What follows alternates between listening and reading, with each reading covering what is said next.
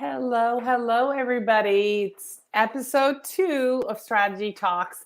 I am live on LinkedIn, Facebook groups, YouTube, no matter where you are watching, Twitter. I welcome you. If you are listening to this as a podcast, I want to make sure that you are welcomed as well. I'm joining you today from my home office in Pittsfield, Vermont, where I work and live and have for the last 2.5 years. And I have a fantastic guest with me today. Before I moved to Vermont, I used to live in South Carolina, and I had several clients in that area as well as North Carolina. And I was doing some speaking in North Carolina as well as South Carolina. And at one of the times I was speaking at Convert South, I met Hank Hoffmeyer. He is my guest today. I'm going to bring him in, and then I'm going to introduce you to him. So welcome, Hank. How are you? I am awesome. I appreciate being here, and it's been a while since we've collaborated on something. I know, it's super exciting. So I'm just going to go ahead and read you Hank's bio. Hank is an author, speaker, podcast host, and a senior manager of client solutions at iContact. With a passion for all things digital and social, combined with more than 20 years of experience in sales and marketing, he has been dubbed the digital marketing infotainer because he makes marketing fun and successful. He's also the president-elect for the Triangle AMA. So welcome, Hank. So great to have you here today. Thank you. It's great to be here. I know you're up in the north there where it's a little bit cold. So hopefully you're staying warm.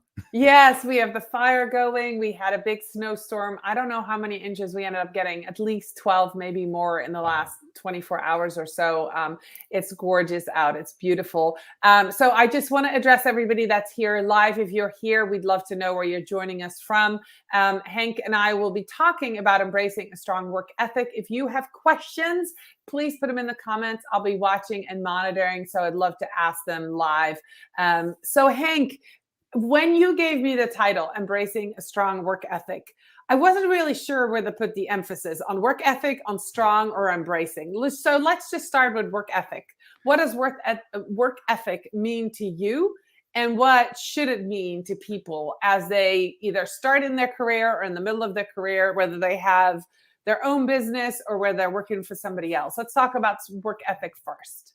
Right. And I don't think I've ever been directly asked that question, like defining work ethic from my point of view. To me, having a good work ethic means that you're going to go into the world, whether as an entrepreneur, business owner, or you work for a company, corporation, that you provide value to that organization. And to provide value, you have to have a good work ethic. In other words, get to work on time, finish your projects on time, be respectful of anybody you're working with, leading up, down, and across. In other words, just making sure that you're having a passion for what you're doing, whether it's for yourself in your own business or it's for a corporation. Now, I know on the corporation side, there's just a lot going on right now with the great resignation and people not feeling that they are being paid their worth, or they feel that they're very stressed out, and a whole bunch of other symptoms. People are leaving corporations in droves and either starting their own business, which I pat people on the back for doing so, or maybe just taking some time off or doing something else. But for me growing up, having a strong work ethic opened so many doors for me, where if you have a weak work ethic, I think that leads to mistakes, frustration, and most importantly, a lack of success. All right. So I heard you say something that I want to address right here and right now. Work ethic, you said growing up. And I come from a country where work ethic is highly valued, and from a generation where that's highly valued, right? So you in the Netherlands, growing up in the 70s, 80s, it was really hard to be an entrepreneur. I don't know if you know anything about the Netherlands, but they regulate everything.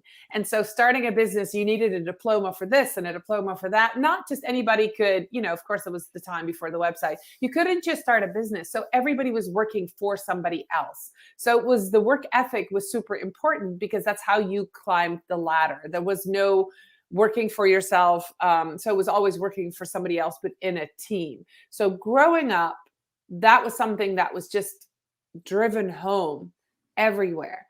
And I heard you say the same thing. So if somebody is watching this as a parent, or somebody's watching this and they might feel there's something they can work on, what are some of the values that you learned as a child or a teenager that gave you that work ethic? I'm working on a second book that's not really related to marketing, and it's related to me growing up and a work ethic in a way. A phrase that I come to learn was, work like you're going to lose it, love like you're going to lose it. In other words, blank like you're going to lose it. In other words, if you work like you're going to lose your job, in other words, you put in extra effort, you put in 110% towards whatever project you're working on or whatever customer you're serving, that's going to help you develop that work ethic because it becomes habit over time. Same thing with, friends, family, and loved ones. If you love someone or care about a relationship like you're going to lose it, in other words, if I feel like I'm going to lose my wife because I don't pay attention to her or bring her roses every now and then, maybe I need to do that more. I'm just reminding myself. You tend to put more effort into it. There's nothing worse than going into something feeling like you're not going to be successful, you're not going to meet the goal, whatever that is. But if you put more effort, more passion, and more interest around what you're doing, you'll be more successful. When I grew up, I did not have a good self-esteem. I felt like people didn't like me. I felt like people didn't want to hang out with me, etc. A whole bunch of different reasons. And I felt like I had to overcompensate for that. And in some ways, I'm still like that. When I go on stage, I feel like nobody's going to want to hear my message. Nobody's going to get value from what I'm talking about. Same thing when I do webinars or when I talk to clients, but I quickly overcome that. And I've done that my whole life, but I feel like that is a mechanism in me that drives me to have that good work ethic. And I'm from New Jersey in the New York area, and I moved down to North Carolina. And one thing I learned is years ago, 20 years ago, I don't know if it's the work ethic in North Carolina in general or whatever. I felt like people that came down from the North found jobs pretty easy because they were willing to work extra hours, et cetera. And I know right now that's not what people want to do. They don't want to be overworked. They don't want to work 70, 80 hours and get paid for 40. And Right. I agree. And what you need to do is to really just justify that is make sure that you're getting paid for the value you put into an organization. If you're Mhm. working for a company or even working for yourself and you're giving so much value and you're getting underpaid, put that into check. Talk to your manager, talk to your boss, whoever, talk to yourself, because maybe you need Right. to do something different with your business. But if the value aligns with your compensation, your work ethic needs to match that. Your efforts need to show that. I try to put everything I can into what I do with iContact, which is an email marketing platform. My job, to me, not what was been told to me, is to make customers happy, Mhm. help small businesses use email marketing to grow their business. Oh, and as a byproduct, I sell or I help service an email marketing platform. That's how I think of my job, is I'm helping other marketers and business owners succeed. I'm not running marketing campaigns. I'm not doing webinars. I'm not doing public speaking. I'm not giving support. I'm helping businesses grow. Think about things from a different mindset and find out where you want to be. I hate to see people in dead end jobs. If you have a Sure. talent, go for it. Nurture that talent, grow that talent, because what happens? You end up developing more value and you should be compensated for that. All right. So I have a follow-up question to that. Do you think you can have a strong a work ethic in a job that you don't like? Yes. Or you can? Yes. I Okay. think you could bide time and put in some, whether it's 6 months, a year, 3 years, put in time into that job. Just give it your all. Maybe you're not wholeheartedly into it, but if you overperform, you do well, and you learn skills and maybe Hmm. soft skills along the way, that's going to help you in the future. I've done that in the past. I've done jobs that I didn't like. I used to work for my friend's rigging company in New York City. Basically, a rigging company lifts big objects and puts them in big buildings in New Oh, York wow. City. I would get done doing that, a strenuous job. Then I went to Pathmark, which was a food store, and I was in the deli department slicing meat for people. I didn't want to do that, but I did that because I needed the money. Mhm. And, that right there showed me, hey, I don't want to be doing either one of these jobs, but for now I have to do what I need to do. And I learned some skills, and I learned customer service skills from Pathmark. And just all along the way, I'm the first person in my family to graduate college. I want my kids to have more than me. I want them to have a better work ethic than me. Work ethic doesn't mean you're just doing everything you're told. A work ethic is all encompassing. It's your passion, it's your attitude, it's your communication, it's your customer service skills. I can go on and probably fill up 10 hands. Mhm. So I'm going to actually write that down. That's the quote that I want to use. That was perfect. That was awesome. So I hear you say you want your children to have even a stronger work ethic than you. So work ethic it's learned behavior, it's mindset. I heard you say that too. And as an agile marketer, I think we look at an agile mindset of being able to understand how together as a team you work together. And I haven't heard you really talk about that yet as teamwork, but a strong work ethic at work when you're in a job, I'm sure means that you have to be willing and able to work with others, right? Because Definitely. you have to not just put what you want, but what the company wants and the project that needs to get done. How does a strong work ethic play out in a team? And I'm going to play devil's advocate. When you're in a team, when somebody else in the team doesn't have that strong work ethic. I know you have teenagers. I have three, three adult children, one almost adult child. And I think their biggest frustration in school, in college, and high school was being on a team, group where one or more people were not pulling their weight. They didn't have that strong work ethic. They ended up doing all the work themselves. How do you deal with that when you're in a team? How do you overcome it? Or how do you get them to, now let's work on the word embrace. How do you get others to embrace that strong work ethic with you when you're working as a team? Well, thank you for putting me on the hot seat because there could be right and wrong answers to that, right? It depends on how you are as a leader. Before Mhm. I talk about that, my daughter, she has been in ballet for a long time. She comes home and at night she practices her ballet steps, her moves, or the songs. Nobody told her to do that. Her teachers don't tell her to do that. Sometimes we have to yell at her late at night because she's making noise, on the wood floors and we're trying to sleep. But I really appreciate her work ethic in doing that. And my son tries to figure everything out.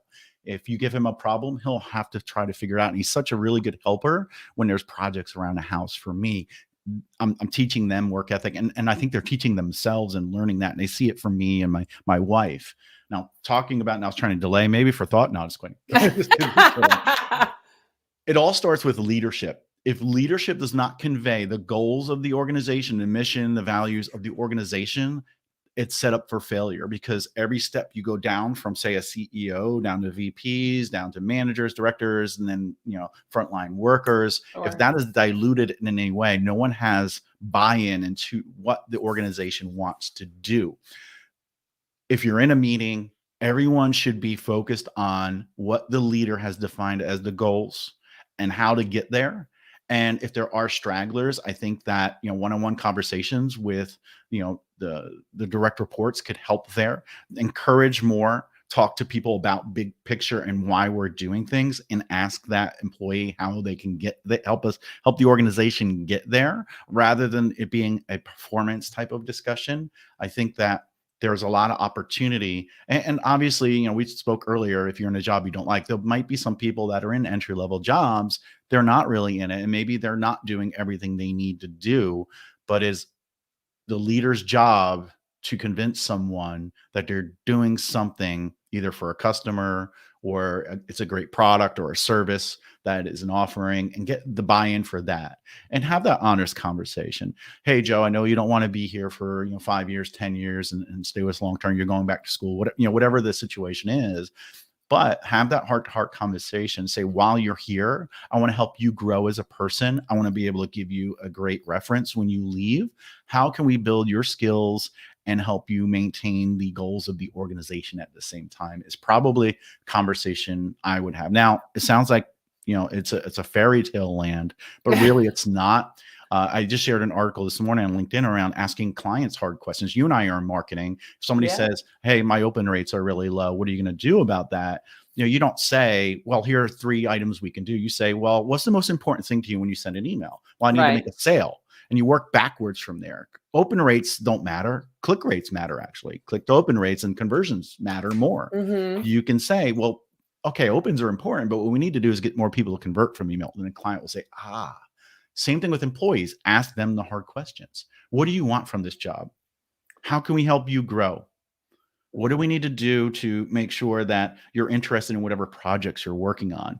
Put the right, my boss always said, put the right people on the right, put the right people in the right seat on the right bus. Right. Okay. That makes sense. So company culture, I heard you kind of talk about that a little bit, touch on that. Company culture, I think is really important to get people to embrace that strong work ethic, right? As a leader, which you mentioned, you can show that work ethic. You can, because people follow the leader more than what they tell them to do, but as they do as, do as they do, not as I say, sometimes happens. So if a leader has a strong work ethic and works hard and is there, so that makes a lot of sense. It didn't answer the question of how do you deal with somebody on your team when you're a team, whether you're a leader or not, that doesn't have that strong work ethic, which I think we've all encountered. So there's really two ways, right? Bring it to leadership, which is what basically you said we could do, and then addressing that in peer to peer. And I think that's a little bit of a harder Right. thing to do when you're working in a group. And I guess as young adults, as teenagers, in college, that's a really tough thing to do, Right. to tell your peers, hey, your work ethic stinks. Why aren't you getting this stuff done? So that makes it a little bit harder. But then, of course, they can go to, say, a professor or the leader of the group and talk to Yeah. them about that. There's so many variables, right? But really, to Mhm. me, it comes down to either a failure in the hiring process, possibly, but Yeah. things can go sour later, or it's a failure of leadership. And that doesn't, I'm not talking about CEO, I'm not talking about VP. It's a manager, an employee, or a manager and a director having those conversations and making sure the person's in the right job. There's nothing worse than having somebody be stagnant in a job, in a role they don't want to be in. It's not healthy for the employee. And it's best to manage that, whether it's finding something in the organization that works for that employee or manage them out. In other words, help them find the role they want outside the organization, embrace that, and give them the glowing reference so that they can go on and do something.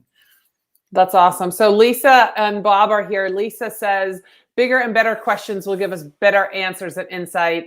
Lisa is my friend and business coach, and she is just wonderful. So she totally agrees with you. And then Bob is sharing that he thinks this is some great information, which I agree.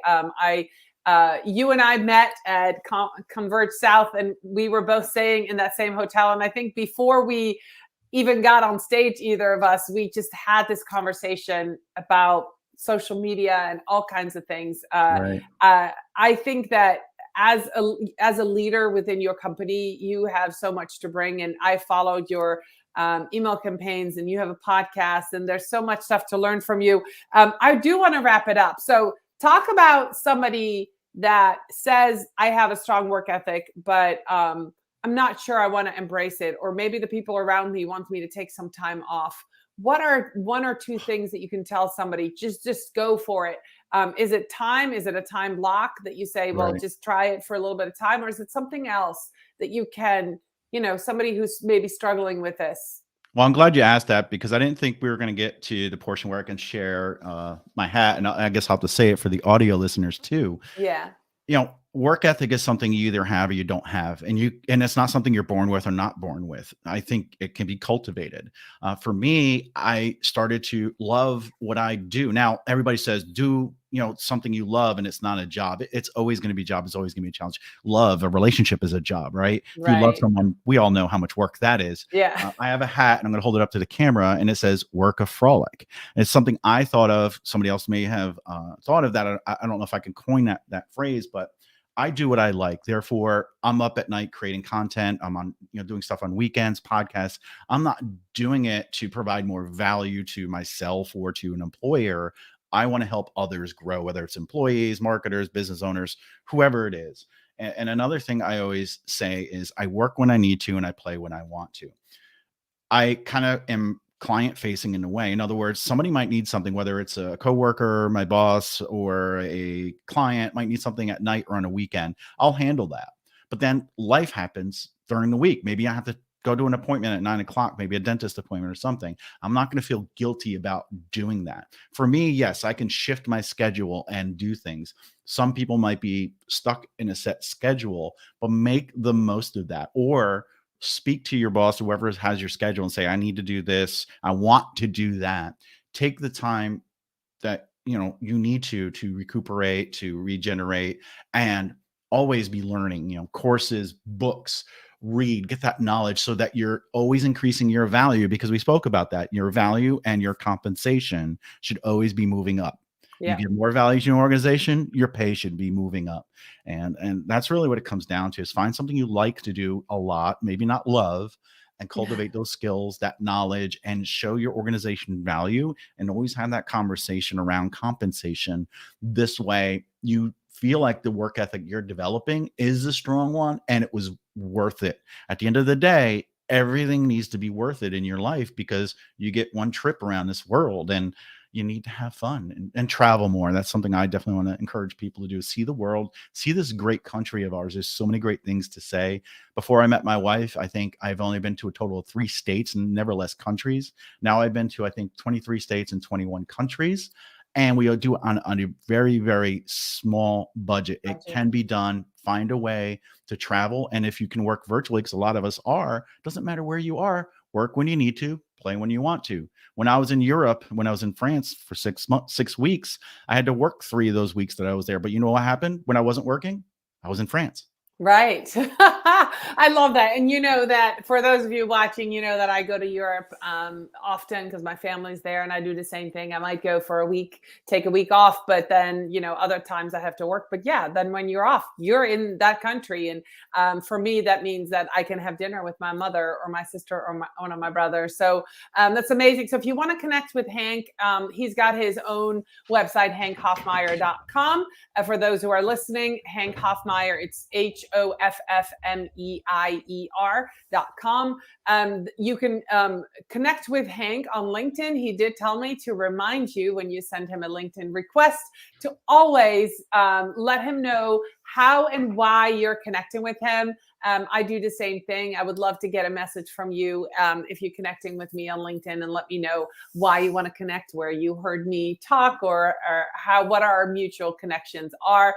I'll be back next week with another guest every Tuesday at 10. I am here for Strategy Talks. Let me just pull up Hank's LinkedIn if you want to find him.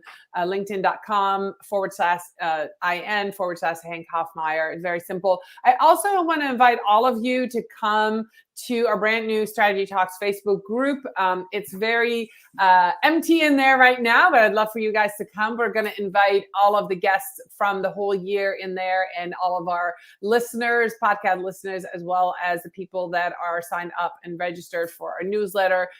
So hopefully this group will go, and that's where we'll have continuing conversations about a topic like work ethic.